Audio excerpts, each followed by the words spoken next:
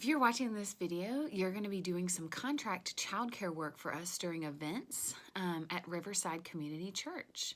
At the end of this video, there's going to be a link on the screen for you to go to that has an expectation agreement. It basically allows you to see all the steps that we need you to make sure you've completed before you can sign up for an event. As contract workers, you can always remove yourself from being employed by the church at any time. But to avoid confusion and to prevent you from receiving a lot of extraneous information, if you make that decision, it would be helpful for you to contact me. My name is Stacy Lyons. I'm the Children's Discipleship Director at our church. And I'm going to put up my email and my phone number.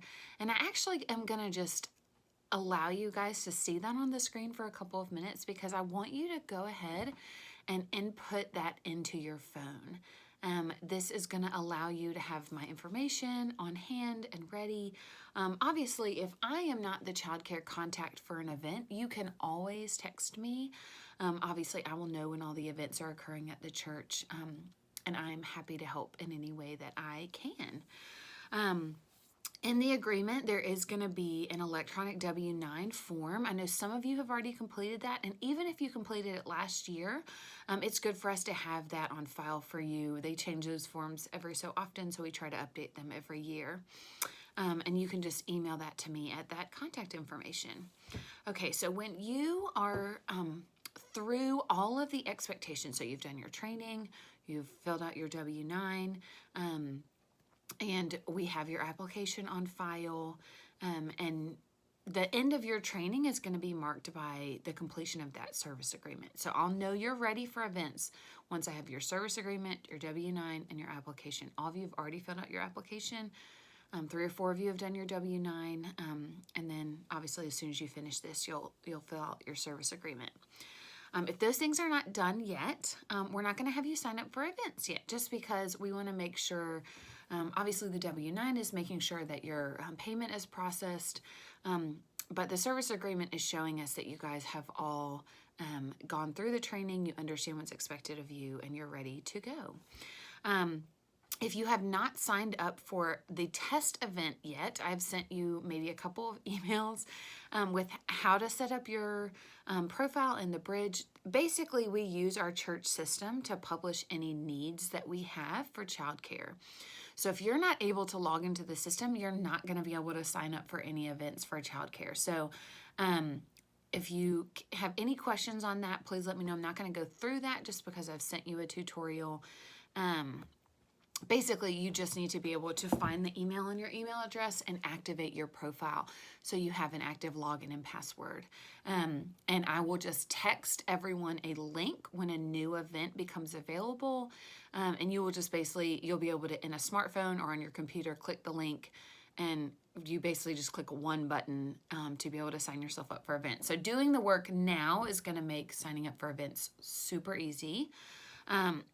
When you come to us on the day of an event, you'll see right past the church, kind of if you're facing the church on the left side, there's a little side street named Olive Street.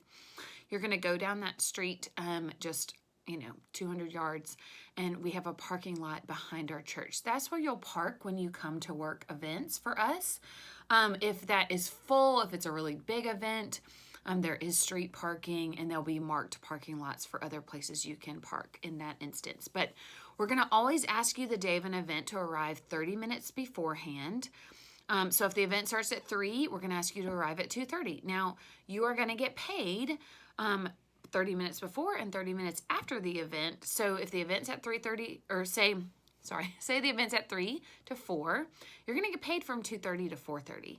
The prep time just allows you to get in the room, get settled, know who you're contacting if you have any issues, feel out, the age class that you're in, and then the 30 minutes on the back end, so that if the event's from 3 to 4, you're paid till 4:30.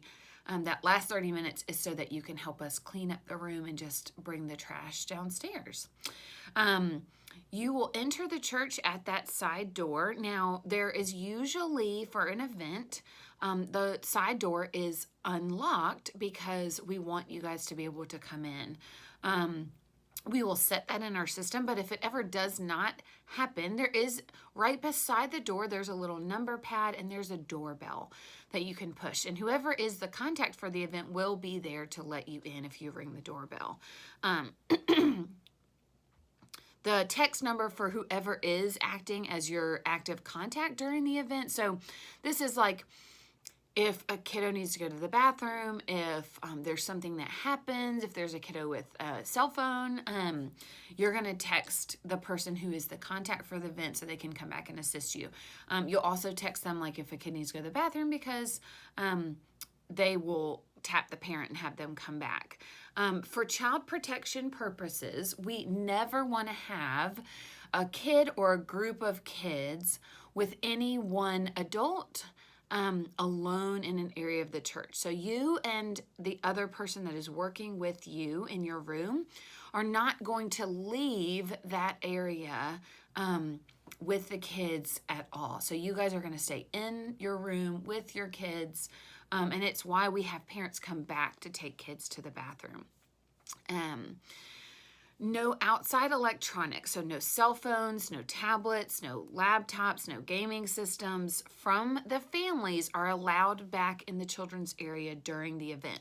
So if you see a child with a cell phone or a tablet, you need to text the contact person for the event if the parents have already left. If the parents are still there, just say, hey, we don't allow those during events. Can you hand that to your mom and she'll give it back to you at the end?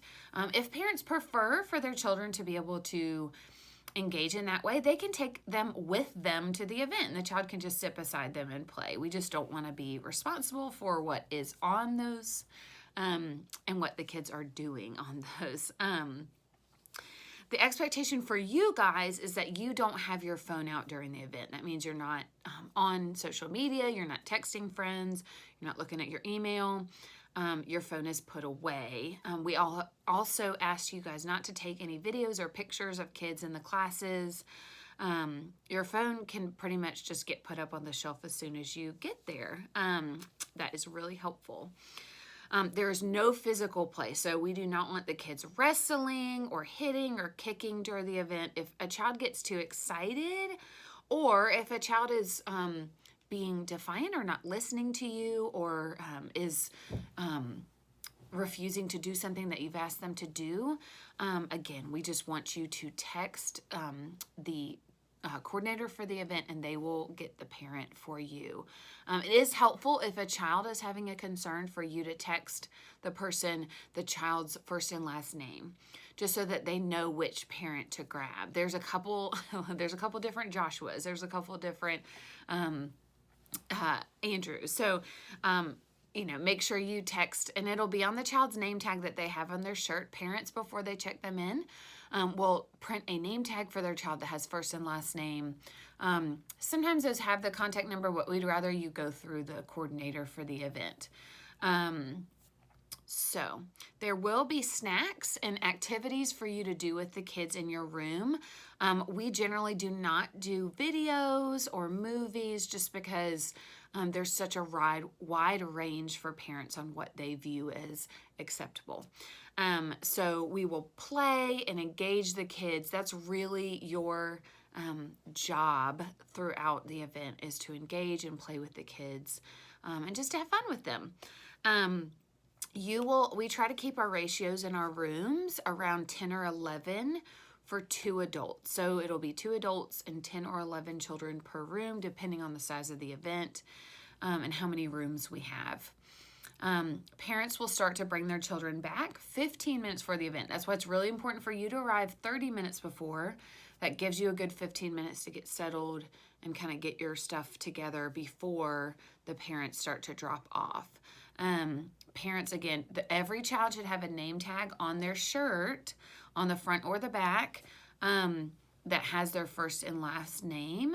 If they do not have a name tag on their child when they come to the door, you can direct them to where the tablet stations are. So if you're in the downstairs part of the church, it's literally around the corner you'll see, and when you arrive at the event, you will print your name tag.